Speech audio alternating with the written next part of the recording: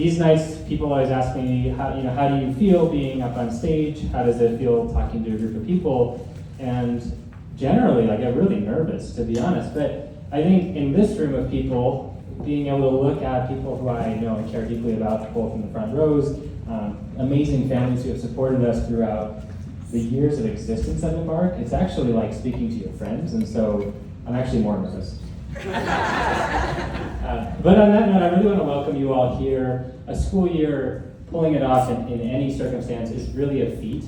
And it does, like the saying, it does take a village. And so I just get to be here in front of you all, but I'm representing the amazing team of educators, the amazing baristas, and all of the people who have made this possible. So I'd first love to just recognize all of them.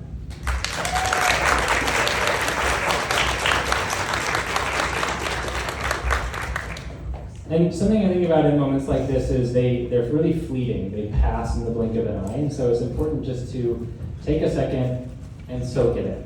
And so that's actually what I would love for us to do, is just take a few quiet seconds just to look around the room, to look at all the people who are here, especially for 8th graders, and think about how many people care about you all. So let's just take a second just to soak in this moment. It's really special.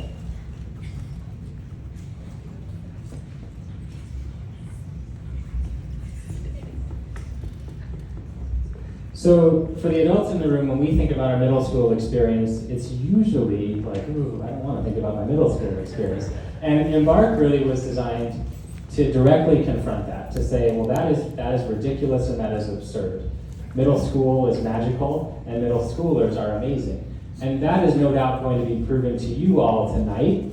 It's been proven to us time and time again. But thinking about the 9 8th graders who are sitting in the front row here, I can't help but think back to the weird times that we enrolled them into. And so I was sitting in your living room, right? Most of your living rooms, but via a computer screen, you were looking at me, and I don't even know where I was, and we were trying to figure each other out.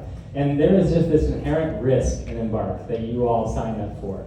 I don't see it as a risk, but certainly for parents, you all tell your families, oh yeah, I'm sending my kid to like a coffee and bike shop school, and how weird the reactions you must get are from them. Meanwhile, we on the other side are saying, we're gonna take care of them. We're gonna make sure that they're supported. We're gonna make sure that when they look back on their middle school experience, they're one of the minority who says, you know what, I had a great middle school experience. And so we really hope that is true. I know I'm trying to resist the tear jerking for myself here, but I'm just so proud of the 9 of them, and I know you all will be too. I know you are, but I know you'll feel that same sense of pride as they approach the stage today.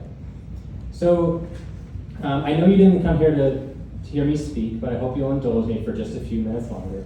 I do want to share, Embark's mission isn't just to make a better middle school. It is to support learners to courageously inquire, engage, and discover a sense of self.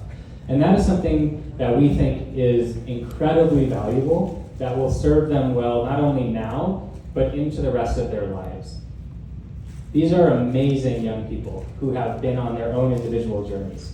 And I think in these moments and in middle school, the thing that we are so often trained to do is skip straight ahead. In elementary school, you look to the future of middle school. In middle school, you look to the future of high school. In high school, you look to the future of college. And at some point, we have to stop and ask ourselves, when do we get to live in the present? And so that is Embark by design. We're not trying to prepare them for what they will face 3 years from now. We're trying to prepare them for who they are right now in this moment. And if we do that well enough, they will be more than prepared for what comes next.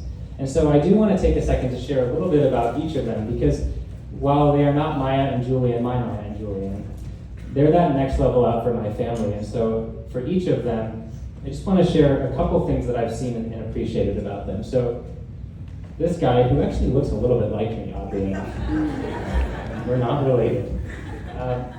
Keller, I remember being on our Zoom call, and he was in his kitchen and just thinking, gosh, I hope that kid comes to Embark. Isla, we hoped you would too, but you let us down. But when you think about Keller, one thing everybody knows about him is he is hysterical. And I don't mean hysterical in the way of like a middle schooler saying Riz and whatever the heck else they're saying. That's not actually funny. I mean, like, Keller is adult funny on levels where adults will look at each other and be like, we shouldn't laugh at that, but that's hilarious. The thing that goes missing sometimes, though, is the quality of person he is and the way he's developed at Embark. He is a tremendous leader. He and I got to work together this year and over the past couple of years, and I mean, man, when you challenge him with something, he's going to step up to the plate. Speaking of people who challenge and challenge you, some of you know this. Maura and I have been together for 6 years, actually. She's been stuck with me, and I've been stuck with her for those 6 years. And one of the things that you're going to appreciate about Maura, one way or another, is you're going to know where you stand with her. She's not going to sugarcoat it, but you're going to appreciate it because you always understand what she's thinking, how she's feeling. And to her credit, she'll also listen, right? Maybe not right away, but after taking some time to process, she'll get there. And wow, has she impacted the school, but I also know that that's going to be true for you in the world.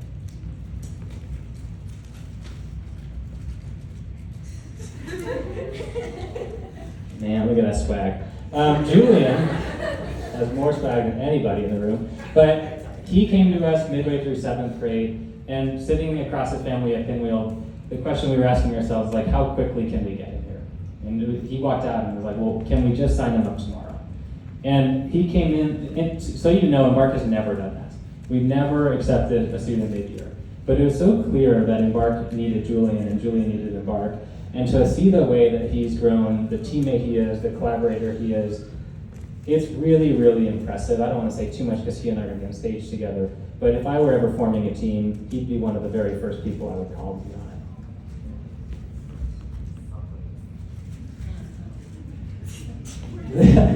The Ruby on the left is funny because we rarely get to see that side of her because she is very put together in front of all the educators. But something I've really grown to love about Ruby is she's just so genuine. She is, and all of the students say this, she is so kind. She is so kind. And on top of that though, if you want to ask who's the fastest kid or the best athlete in the school, you might look all the way around and the answer is Ruby. I mean, she is fierce. And I think something I really, sorry Joe. I said you'd be one of my first picks. But the thing about Ruby is she has this quiet level of confidence that just attracts everybody to her. You might not see it right away, but the more time you spend with her, the more depth that she has, the more care that she has, the more intelligence and wit that you find. And so it's just been such a privilege to get to know you.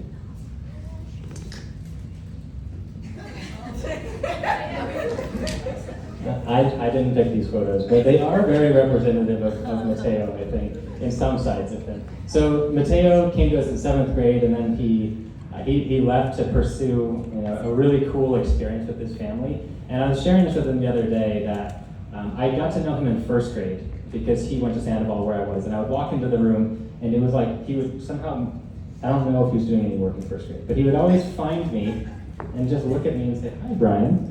And he had these big, soft eyes, and I like that kid. I really like that kid. And the conversation I was having with him today was, I always wondered, when was he going to put it all together? When was he going to bring everything together?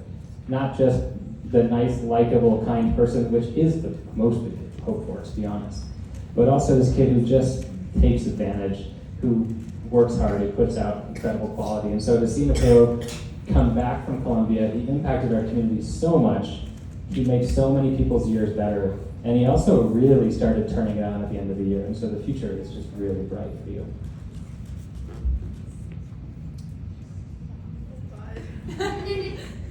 Kiara. I remember being on your call, Kiara, and your mom said something like, all of the teachers love Kiara. And I was like, well, that's a very parent thing to say about their child. I'll be the judge of that. And as it turns out, her mom was right. Anybody who's been around Kiara for a second knows that she is a ball of energy. And that energy, when I met her, was both lovely and reckless and out of control. And what is amazing about Kiara is she has lost none of the energy and found all of the control and the awareness to harness it and use it for something really beautiful and positive. There is no way I could imagine the Embark community without your energy. And there's so many days when we walk in as adults and we're like, okay, we can do this. And then you walk in hello everybody, I'm here. And, I'm here, you can clap now. And what a gift that energy is to everybody that you interact with.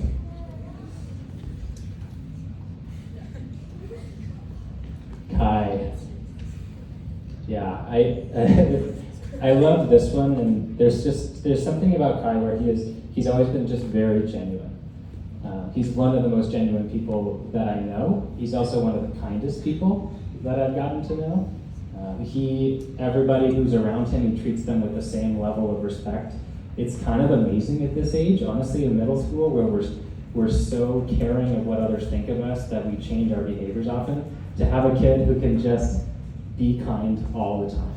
I mean, what a way to be in the world. I very much aspire to be as kind as you are, Kai. And beyond that, you've just made tremendous growth, both in stature, but also in your ability to manage your own work, make friends, read the room. I mean, just unbelievable growth in your 3 years here.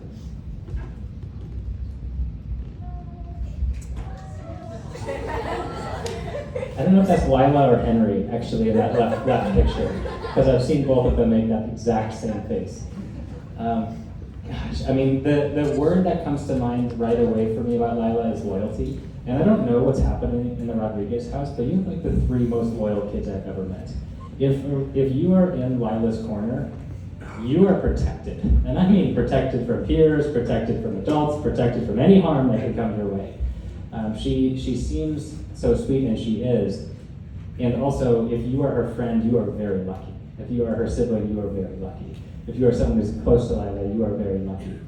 And so, as I've done my best to get in that corner, I'm not sure where I stand yet, Lila, but I would like in. But on top of that, I would say, you're just so thoughtful. And you don't need to be the loudest person in the room unless you're with your immediate friends. But when you speak, it has value, and you don't waste air, which is really, really a great quality, because when you speak, everyone goes, I never thought of that. And what a brilliant way to be. And last but certainly not least, Josh. I mean, in some ways it's fitting that Josh and Kai are together in that photo, because there's some really similar words that I would use to describe Josh. Just incredibly genuine, really, really thoughtful, and really, really, really kind. And his story for me at Embark has been one of growth, but also of integrity and care for others. Whether you like what Josh has to say to you or not, he's going to tell you how he's feeling.